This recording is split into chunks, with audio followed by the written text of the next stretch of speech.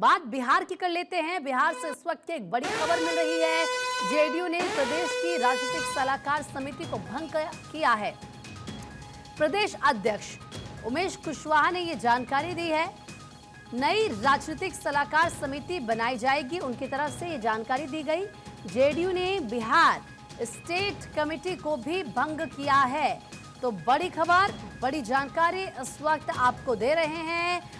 देखिए किस तरीके से ये बिहार से जानकारी मिल रही है कि जेडीयू ने प्रदेश की राजनीतिक सलाहकार समिति को भंग किया है। इससे पहले आप देखिए कल ही ऐसी खबर आई थी जब जेडीयू की तरफ से जो प्रभारी हैं कई राज्यों के, उसमें फेरबदल किया गया था और कई बड़े ये फेरबदल थे। अब ऐसे में प्रदेश अध्यक्ष उमेश कुशवाहा ने इस बात की जानकारी दी है। नई राजनीतिक सलाहकार समिति बनाई जाएगी। जो पुरानी समिति है यानी कि जो स्टेट कमेटी है जेडीयू की, उसको भंग किया गया है। अब क्या इस कमेटी में नए चेहरों को जगह दी जाती है या कैसे इसको लेकर आगे की स्ट्रैटेजी रहती है? अस्मित सिन्हा इस वक्त ज़्यादा बातचीत के लिए हमारे सहयोगी जुड़ चुके हैं। अस्मित, जेडीयू ने अपनी बिहार स्टेट कमेटी को भंग कर दिया है। आप कह रहे हैं जो नई राजनीतिक सलाहकार समिति है वो बनाई जाएगी। इन चेंजेस को लेकर क्या जानकारी है आपके पास? नहीं, बिल्कुल। देखिए, ये कोई बहुत पहले से प्लानिंग नहीं था जेडीयू की तरफ से। अचानक से जेडीयू के प्रदेश अध्यक्ष उमेश कुशवाहा ने एक पत्र जारी आज किया है और अचानक से पत्र में उन्होंने लिखा है कि पार्टी की बिहार प्रदेश कमेटी और सलाहकार समिति को तत्काल प्रभाव से भंग किया जाता है। प्रदेश अध्यक्ष ने खुद ट्वीट करके इस बात का जिक्र किया है।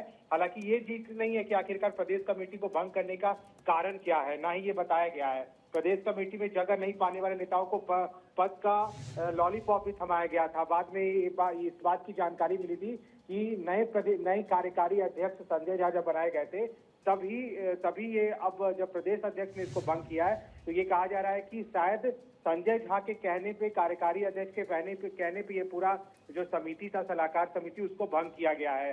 खास बात यह है कि ऐसी सलाहकार समिति थी जिसमें एक भी बैठक नहीं हुई थी और ना ही पार्टी ने इस समिति में कोई सलाह लिया था।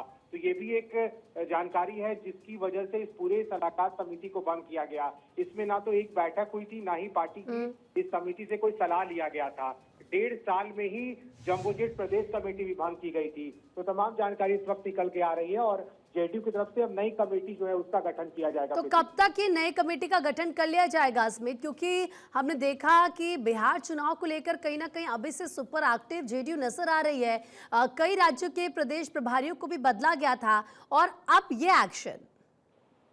नहीं, बिल्कुल। देखिए, अभी जो जानकारी हमारे पास आ रही है, जेडीयू ने 115 लोगों की नई कमेटी बना भी दी है। जनता दल ने 115 लोगों की प्रदेश कमेटी जो है, जो भंग किया गया था, वो बना भी दिया गया है। और इसकी जानकारी प्रदेश अध्यक्ष जेडीयू के उमेश कुशवाहा ने जानकारी दे दी है कि 115 लोगों की नई कमेटी बना दी गई है। बाकी जो कमेटी को भंग किया गया था वो भी कमेटी, सलाहकार समिति की जो कमेटी थी, उसको भी आगे जल्द बना दिया जाएगा और इसकी जानकारी लोगों तक पहुंचा दी जाएगी। क्या वही चेहरे इसमें शामिल है? नहीं, कुछ लोगों को बदला गया है, नई जिम्मेदारी दी गई है, क्योंकि जो ऐसे नेता पहले से उसमें शामिल थे, कुछ नेताओं को हटाया गया है और नए चेहरों को जगह दी गई है। तो ये खबर है कि 115 लोगों की नई कमेटी बना करके उसमें कुछ नए चेहरों को जगह दी गई है। ठीक है अस्मित, आपका बहुत बहुत शुक्रिया तमाम जानकारी देने के लिए। तो देखिए किस तरीके से नई कमेटी भी बना दी गई है। अस्मित ये जानकारी दे रहे हैं। 115 लोगों को इसमें शामिल किया गया है। कुछ पुराने चेहरे हैं, कुछ नए चेहरे हैं, जिम्मेदारियां बड़ी हैं। खुद जो उमेश कुशवाहा है उनकी तरफ से इस बात की जानकारी दी गई है। और कहीं ना कहीं आप ये कह सकते हैं कि जेडीयू इस वक्त सुपर एक्टिव नजर आ रही है, क्योंकि एक के बाद एक बड़े एक्शन उसकी तरफ से लिए जा रहे हैं।